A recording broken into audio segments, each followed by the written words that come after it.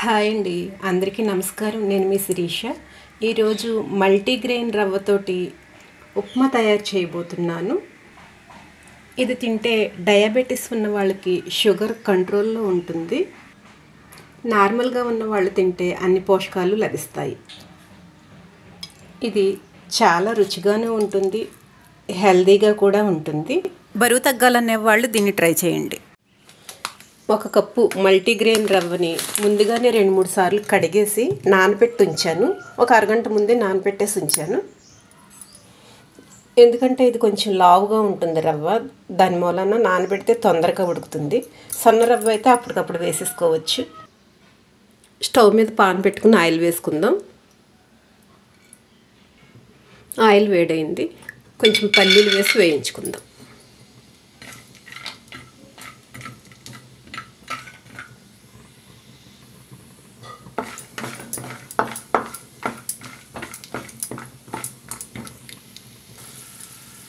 ఇవి ఫ్రై అయ్యాయి, ప్లేట్లోకి తీసేసుకుందాం.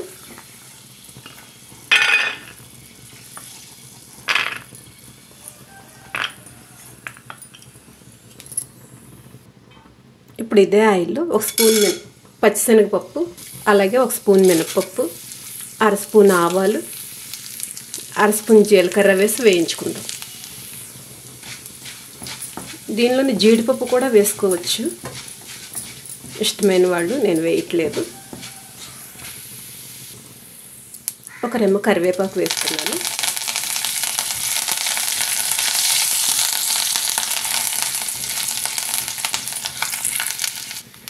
తాలింపు వేగింది.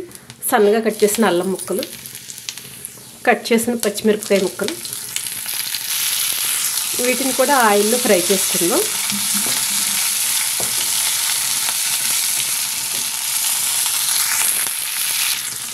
ఇవి వేగాయి. ఇప్పుడు దీనిలో ఉల్లిపాయ ముక్కలు, క్యారెట్ ముక్కలు, టమాటా ముక్కలు, ఈ 3 వేసి వేయించుకుందాం.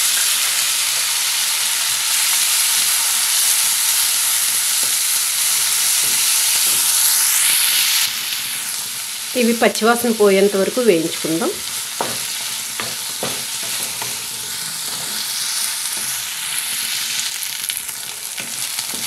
ఈ కూర ముక్కలన్నీ మగ్గాయి. ఇప్పుడు దీనిలో 1 కప్పు రవ్వకి 3 కప్పులు నీళ్లు పోసుకుంటున్నాను.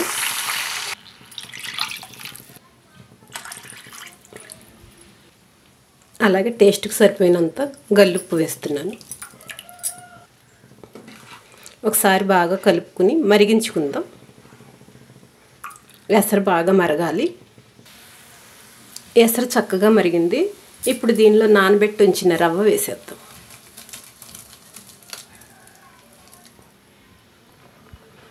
ఈ రవ్వ ఉండలేం కట్టదు, నార్మల్గా వేసేసుకోవచ్చు.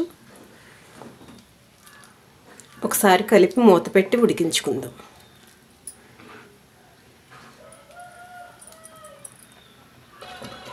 ఒకసారి మూత తీసి చూద్దాం.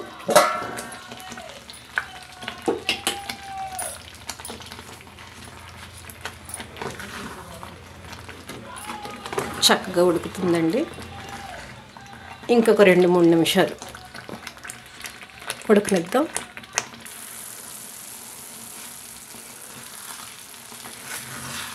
ఉప్మా రెడీ అయిపోయింది.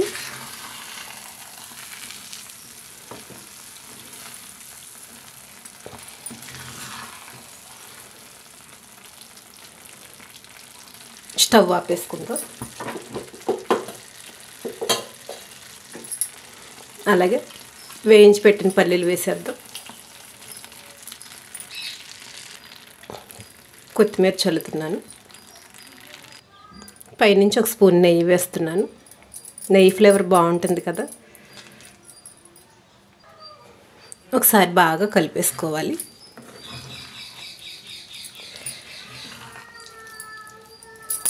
అంతేనండి, మల్టీగ్రెయిన్ రవ్వతో ఉప్మా రెడీ అయిపోయింది.